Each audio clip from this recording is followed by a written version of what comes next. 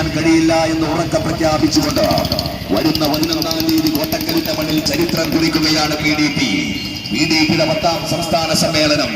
10ാം സംസ്ഥാന സമ്മേളനത്തിന്റെ ഭാഗമായി PDP മലപ്പുറം ജില്ലാ പ്രസിഡന്റ് സലാം മൂന്നിയൂർ നയിക്കുന്ന പതാക ജാഥയാണ്. വൈസ് ക്യാപ്റ്റൻ അയ്യപ്പനും നയിക്കുന്ന പതാക ജാഥയാണ്. ഈ വാഹനത്തിന്റെ തൊട്ടുപിറകിലായി ഒട്ടനവധി സ്വീകരണ കേന്ദ്രങ്ങളിൽ നിന്ന് സ്വീകരണങ്ങൾ ഏറ്റുവാങ്ങിക്കൊണ്ട് ചരിത്രപരമുള്ള